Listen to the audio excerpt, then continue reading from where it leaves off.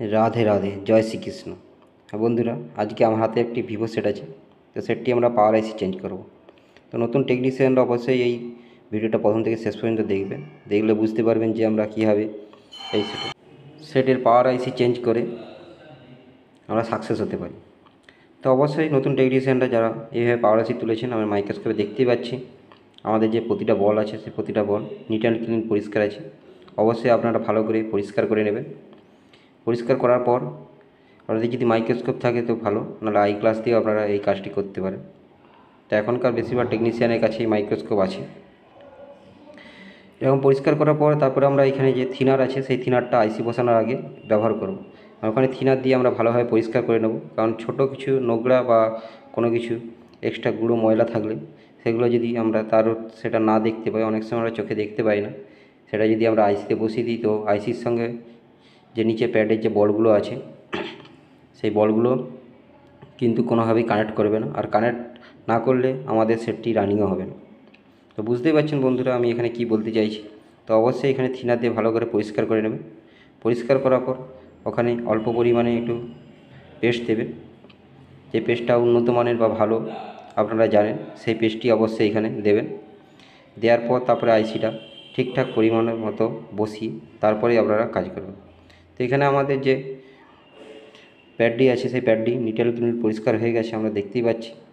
এবারে আমরা আইসিটাকে বাজার থেকে হোক বা কোনো সেট থেকে আমরা যদি আইসি রিভলভ করে থাকাই তো খুব ভালো, কারণ আমি বেশিরভাগ ক্ষেত্রে কিন্তু স্ক্র্যাপ বোর্ডের আইসি বেশি বিশ্বাসী। কারণ স্ক্র্যাপ বোর্ডের যেসব আইসিগুলো থাকে সেগুলো অরিজিনাল থাকে এবং সেগুলো বেশিরভাগ ক্ষেত্রেই ভালো হয়, এক চান্সে কাজ করে। এবং মার্কেটে যেসব আইসিগুলো থাকে সেই আইসিগুলো তেমন কাজ করতে চায় না। তো সেই হেতু আমি এখান থেকে একটা স্ক্র্যাপ বোর্ডে, যেহেতু আমি এই আইসিটা পাইনি, সেই হেতু আমি মার্কেট থেকে একটা আইসি কিনে এনেছিলাম। সেই আইসিটা আমরা কাজ লাগাবো, লাগিয়ে আমরা দেখব যে আমরা সাকসেস পাই কি না। বেশিরভাগ টেকনিশিয়ানরাই যে আমার বন্ধুরা আছেন তারা অবশ্যই জানেন যে অনেক সময় স্ক্র্যাপ বোর্ডে আপনারা পান না, তো মার্কেট থেকে লাগিয়েই এখানে লাগাতে হয় আইসি। তো মার্কেটের আইসি কীভাবে একভাবে এক চান্সে কাজ করে আমরা সেটা এখানে সেটটিতে বা ভিডিওটিতে আমরা আপনাকে বলে দেব। তো দেখতেই পাচ্ছেন বন্ধুরা, আমরা প্রথম ফার্স্ট স্টেপে কিন্তু আমরা যেসব বোর্ডের মধ্যে যে আমাদের আইসি বসানোর যে প্যাডটা আছে সেই প্যাডটাকে আমরা ভালো করে পরিষ্কার করে নেব এবং পরিষ্কার করে দেখব যে প্রতিটা আমাদের যে আইসির নিচে, অর্থাৎ আমাদের মাদারবোর্ডে যে প্যাডগুলো আছে সেই প্যাডগুলো সমান কিনা, কোথাও উঁচু নিচু কিছু আছে কিনা। তো প্রথমে সেই দিকে লক্ষ্য রাখতে হবে। তারপরে আমাদের যে আইসির যে প্যাডটা আছে, অর্থাৎ মাদারবোর্ডের যে প্যাডটা, সেই প্যাডটাতে আমাদের এখানে ভালো করে থিনার দিয়ে নিটেল ক্লিন করে পরিষ্কার করতে হবে, যেন কোনো ময়লা বা গুঁড়ো কিছু না থাকে। তারপরে আমরা যে মার্কেট থেকে আইসিটা কিনে নিয়েছি সেই আইসিটা আমরা নচ পয়েন্ট দেখে আমরা এই বোর্ডের মাধ্যমে বসাবো। এবং আইসিটা যে বোর্ডের মাধ্যমে বসাবো, আমরা দেখতেই পাই মাঝে মাঝে যে আমাদের যেসব সেটগুলো থাকে সেই সেটগুলোতে আমাদের আইসির ধারে অবশ্যই মার্ক করে দেওয়া থাকে। যেহেতু এই সেটটিতে আমাদের মার্ক করে দেওয়া নেই, তো আন্দাজ মতো আমরা এখানে আইসিটাকে বসাতে হবে ঠিকঠাক মতো।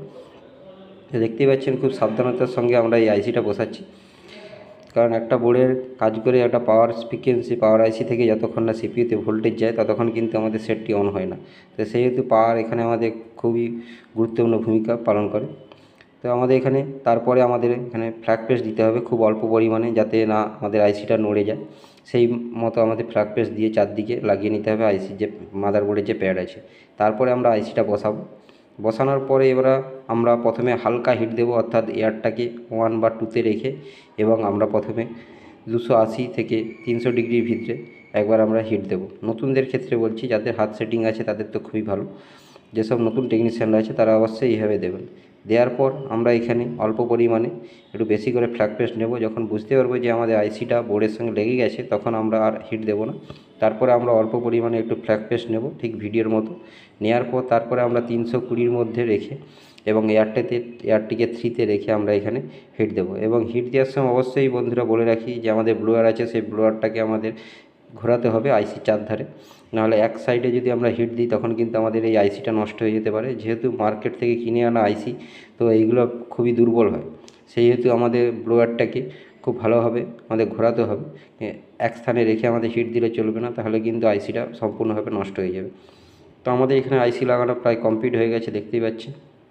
এবারে আমরা কিছুক্ষণ ওয়েট করব। ওয়েট করার কারণ যাতে আমাদের বোর্ডটি এবং আইসি এবং মাদারবোর্ড দুটোই যাতে ঠান্ডা হয়, সেই হেতু আমরা ওয়েট করব। ওয়েট করার পর তারপরে আমরা এখানে থিনার দিয়ে ভালোভাবে পরিষ্কার করে নেব এবং ব্রাশের মাধ্যমে সেটিকে পরিষ্কার করব। তো থিনার দিয়ে পরিষ্কার করার সময় অবশ্যই বন্ধুরা মনে রাখতে হবে যে আমাদের এখানে বোর্ডটি বা আইসিটা যেন কোনোভাবে হিট না থাকে।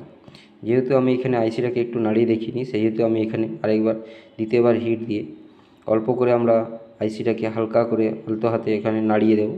নাড়িয়ে দিয়ে আমরা বুঝতে পারবো যে আমাদের এখানে আইসিটা আমাদের মাদারবোর্ডের সঙ্গে সঠিকভাবে সংযোগ হয়েছে কিনা এবং প্রতিটা বল সঠিকভাবে লেগেছে কিনা। যখন আমরা এইখানে টাচ করব তখন দেখতেই পাচ্ছি বন্ধুরা আমাদের আইসিটা হালকা করে একটু এগিয়ে আবার পিছিয়ে আসবে।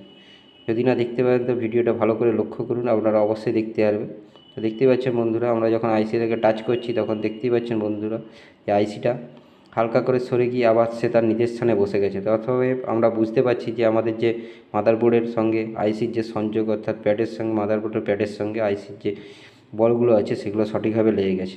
যদি আইসিটা অটোমেটিক সরে যেত আবার ব্যাকে না আসতো তখন কিন্তু আমাদের এখানে আমরা বুঝতে পারতাম যে আমাদের আইসিটা সঠিকভাবে লাগানো হয়নি। তো সেই হেতু আমাদের এখানে যেহেতু আমাদের টাচ করার পর অল্প সরে গিয়ে আবার পুনরায় নিজের স্থানে চলে এসেছে, তো বুঝতেই পারছি যে আমাদের এখানে আইসিটা বোর্ডের সঙ্গে সংযোগ হয়েছে এবং সঠিকভাবেই সংযোগ হয়েছে। যেহেতু আমাদের এখানে বোর্ডটিকে আমরা একটু ঠান্ডা হতে সময় দেব, কারণ যেহেতু আমরা 320°C হিট দিয়েছি, তো সঙ্গে সঙ্গে আমরা যদি এখানে আমরা থিনার দিই তো বোর্ডটি কিন্তু দুর্বল হয়ে পড়বে। পরবর্তীকালে আমাদের যদি এই আইসিটা না লাগে অন্য কোনো হয়তো আইসিটা খারাপ হতে পারে, দ্বিতীয় কোনো আইসি লাগাতে গেলে তখন কিন্তু আমাদের অল্প হিটে বোর্ডটি ফুলে যেতে পারে। সেহেতু আমরা প্রথমে বোর্ডটিকে ঠান্ডা করব, তারপরে আমরা এখানে থিনার দিয়ে পরিষ্কার করব। থিনারটা কিন্তু অবশ্যই ডিকো থিনার ব্যবহার করবেন। ডিকো থিনারটা খুব ভালো। ওই থিনারটা দিলে আপনারা বুঝতে পারবেন যে ওই থিনারে কাজ করলে সমস্ত যেসব পেস্ট বা আমাদের মাদারবোর্ডের যেসব পেস্টগুলো আছে সেগুলো কিন্তু খুব সহজেই উঠে যায়, যার ফলে আমাদের বোর্ডটি খুব ভালোভাবে পরিষ্কারও হয়ে যায়। এখানে অবশ্যই যে ফ্ল্যাগ পেস্টগুলো আছে সেই পেস্টগুলো থিনার দিয়ে ভালো করে পরিষ্কার করে নিতে হবে, কারণ পরবর্তীকালে যদি পেস্টগুলো আমাদের থাকে ওখানে নোংরা জমে যাবে কিন্তু সেটটি আবার শর্ট হয়ে যেতে পারে। সেহেতু কাস্টমারের খুবই সুবিধার কারণ হতে পারে, কারণ আপনার কাছে 1-2 মাসের মধ্যে সেট শাড়ি নিয়ে যেয়ে যদি সেম প্রবলেমে আবার বোর্ডটিকে নিয়ে আসেন তাহলে কিন্তু কাস্টমারও বিরক্তি হবেন, আপনিও বিরক্তি হবেন। কারণ আপনার রিপেয়ারিংয়ের পরে যত দীর্ঘায়িত সেট চলবে কাস্টমার কিন্তু তত খুশি হয়ে অন্য কাস্টমারদের রেফারেন্স দেবে আপনার, সেহেতু আপনার দোকানও সেই হয়তো ভালো চলবে।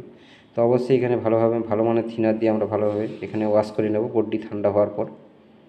তো দেখতে পাচ্ছেন বন্ধুরা অবশ্যই এখানে ভালো মানের একটা ব্রাশও ব্যবহার করব এবং আমাদের যে কাপড় আছে ছোট সাদা কাপড় আমরা মার্কেটে প্রায় কিনতে পাওয়া যায়, সেই কাপড় দিয়ে আমরা এখানে ভালোভাবে ঘষে পরিষ্কার করে নেব। তো দেখতে পাচ্ছি বন্ধুরা আমাদের এখানে প্রায় আইসি লাগানো কমপ্লিট হয়ে গেছে।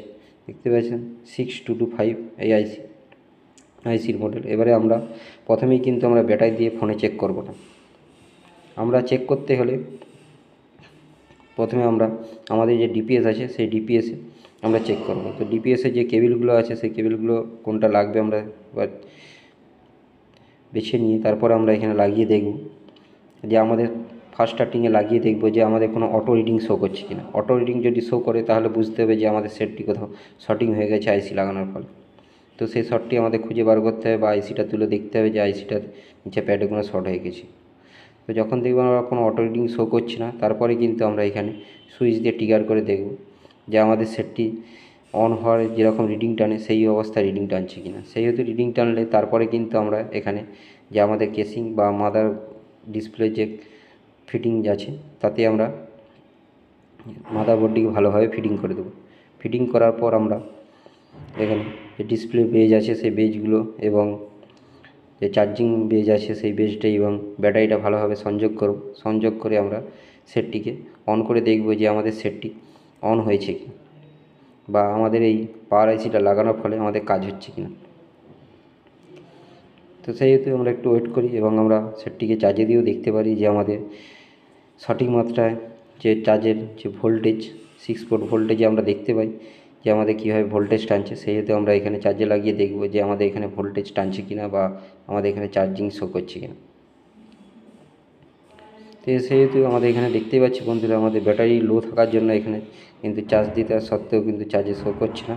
তো আমরা ডিপিএসের যে কেবিল আছে সেই কেবিল দিয়ে আমরা পুনরায় একবার চেক করে দেখব যে আমাদের সেটটি রানিং হয়েছে কিনা বা আমাদের সেটটি সঠিক মাত্রায় অন হয়েছে কিনা। অনেক সময় পাওয়ার আইসি লাগানোর ফলে কিন্তু সেট হ্যাং লোগোতে রয়ে যায়। তো আমরা এখানে ভালোভাবে অন করে দেখব যে আমাদের সেটটি সমস্ত কিছু পুরো প্রপারলি অন হয়েছে কিনা। তো তার জন্য আমি সেখানে সুইচটা টিপে ট্রিগার করছি, ট্রিগার করে দেখতে পাচ্ছেন বন্ধুরা, শ্রীকৃষ্ণের কৃপায় আমাদের সেটটি অন হয়ে গেছে এবং এখানে ভিভো লেখাও এসে গেছে। তো আমরা দেখব এইখান থেকে আমাদের কিছুক্ষণ ওয়েট করব, আমাদের সেকেন্ড লোগোতে সেটটি আসে কিনা আমরা একটু দেখব। যেহেতু এখানে সঠিক মাত্রায় আমাদের আইসিটা লেগে গেছে, তো সেই হেতু আমাদের সেকেন্ড লোগোতে এসে সেটটি রান হয়ে যাওয়ার কথা। এই সেটটি আমি প্রথমে ভিডিও করতে পারিনি, কারণ আমি সঠিক মাত্রায় আইসিও আমার কাছে সেরকম স্টক ছিল না, এবং প্রথমে যে ভিডিওটা আমি করেছিলাম যান্ত্রিক গোলযোগের কারণে আমাদের সেই ভিডিওটা ডিলিট হয়ে যায়। তো সেই হেতু আমি কীভাবে এটা ট্রিগার করেছি যে আমাদের এখানে পাওয়ার আইসি প্রবলেম আছে সেটা আমি দেখাতে পারি। কিন্তু আরও আমার পিছনে অনেক দেওয়া ভিডিও আছে, সেই ভিডিওগুলো আপনারা লক্ষ্য করে দেখতে পারেন তো আমি কীভাবে এই সেটগুলো ডায়াগনোসিস করি, এবং যার ফলে আমার সেটটি এখানে পাওয়ার আইসির প্রবলেমই আছে আমি ধরতে পেরেছি। তো যেসব টেকনিশিয়ানরা নতুন আছেন তারা অবশ্যই চ্যানেলটিকে সাবস্ক্রাইব করে দেবেন, এবং ভিডিওটা ভালো লাগলে অবশ্যই লাইক, কমেন্ট ও শেয়ার করবেন। এবং যারা ফেসবুকে আমার ভিডিও দেখছেন তারা অবশ্যই আমার চ্যানেলটিকে ফলো করে দেবেন। আপনাদের সাপোর্ট ছাড়া আমাদের চ্যানেল কখনোই এগোবে না, এবং আপনার ভিডিও থেকে যদি আপনারা একটুও কিছু শিখতে পারেন তার জন্য অবশ্যই আমি আপনাদের কাছে কৃতজ্ঞ থাকব। ধন্যবাদ।